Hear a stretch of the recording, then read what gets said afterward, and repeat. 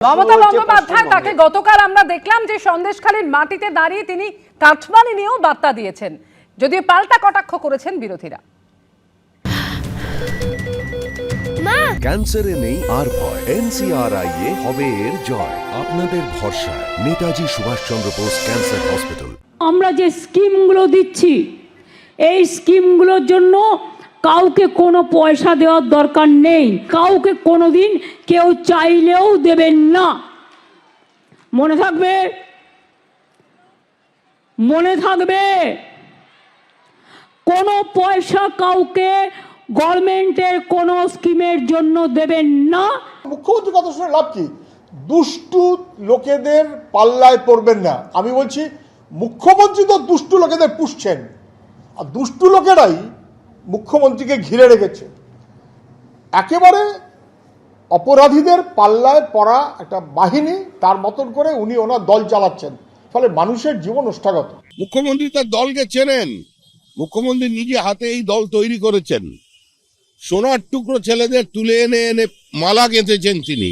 তো মুখ্যমন্ত্রী এটা ভালো করেই জানেন, সরকারি পরিষেবা পেতে গেলে তৃণমূল কংগ্রেসের স্থানীয় নেতাদের টাকা দিতে হয়, এবং টাকা দেওয়ার পরেই মানুষ আবাস যোজনার ঘর পায়, টাকা দেওয়ার পরেই মানুষ বার্ধক্য ভাতা পায়। এমনকি মুখ্যমন্ত্রী একথা নিজেই বলেছিলেন যে 2000 টাকার সমব্যথী ওই মৃতদের বালিশের নিচ থেকে 200 টাকা বার করে নিতে হবে, ওখানেও কাটমানি। এগুলো মুখ্যমন্ত্রীর বিবৃতি, উনি জেনে শুনেই বলেছেন।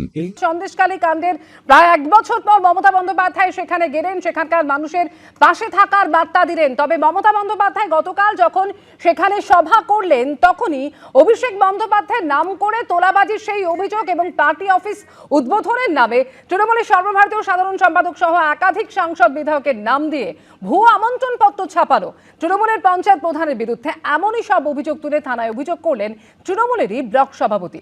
যদিও অভিযুক্তের পরিবার বলছে ফাঁসানো হচ্ছে।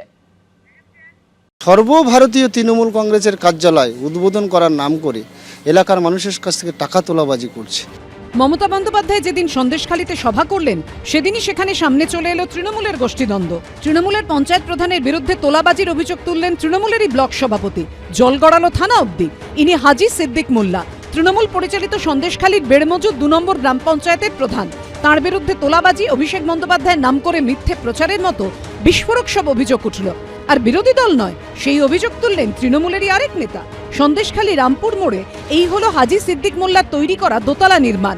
অভিযোগ, তৃণমূলের সর্বভারতীয় পার্টি অফিস বলে এই বাড়িটি দেখিয়েই তোলাবাজি করেছেন তিনি।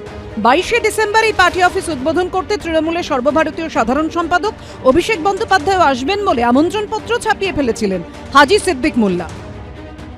22শে ডিসেম্বর অভিষেক বন্দ্যোপাধ্যায় সর্বভারতীয় তৃণমূল কংগ্রেসের কার্যালয় উদ্বোধন করতে আসবেন বলে লিফলেট এবং নিমন্ত্রণপত্র ছাপিয়েছেন। সেখানে আরও আমাদের সিনিয়র সাংসদ প্রায় 5-7 জন, এমপি, এমএলএ এরকম নাম ছাপিয়ে দিয়েছেন। আমরা বিষয়টা সব পার্টির নজরে এনেছি, আমি পুলিশে কমপ্লেন করেছি। যখন আমরা দেখলাম যে কার্ড ছাপিয়েছে অভিষেক বন্দ্যোপাধ্যায়ের নামে, আমরা আমাদের এখানকার অবজারভার সুজিত বসুকে জানিয়েছি, অভিষেক বন্দ্যোপাধ্যায় অফিসকে জানিয়েছি, এবং সুজিতদা সেই সময় হাজি সিদ্দিক মোল্লার সঙ্গে কথাও বলেছিলেন যে তুমি এইগুলো করো না, এগুলো অভিষেক বন্দ্যোপাধ্যায় বা মমতা বন্দ্যোপাধ্যায়ের নাম সবসময় ছাপানো যায় না তাদের অনুমতি ছাড়া। তৃণমূলের ব্লক সভাপতির আরও দাবি, তৃণমূলের পঞ্চায়েত প্রধান হাজি সিদ্দিক মোল্লা অভিষেক বন্দ্যোপাধ্যায়ের নাম করে প্রচার করছেন যে বসিরহাট লোকসভা কেন্দ্রের উপনির্বাচনে তাকেই প্রার্থী করার সিদ্ধান্ত নেওয়া হয়েছে। অভিষেক বন্দ্যোপাধ্যায়ের টোন ফোনে যেভাবে হোক রেকর্ডিং করে সারা এলাকায় শুনিয়েছে। আগামী দিন হাজি নুরুল ইসলাম প্রয়াত হওয়ার পর আমাদের এমপি, উনি হাজি সিদ্দিক মোল্লা এমপি হচ্ছেন, অভিষেক বন্দ্যোপাধ্যায় করে দেবেন।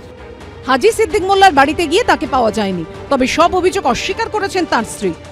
মিথ্যে কথা, সব বানানো চক্কর, সব এই লোকে ফেলবে বলে করতেছে, ফাঁসাবে বলে সব বানানো, একদম সব সব মিথ্যে। পুলিশে এসেছিল, জিজ্ঞেস করেছে হাজা হয়েছে, তাই বলেছি। ভাই সাহেব বাড়িতে নেই, কোথায় গিয়েছে আমি তো জানি না।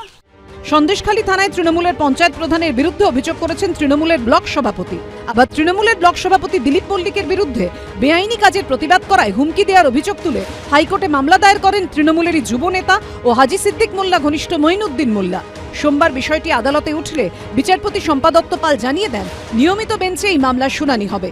সমীরণ পাল, অনির্বাণ বিশ্বাস ও সৌভিক মজুমদারের রিপোর্ট, এবিপি আনন্দ।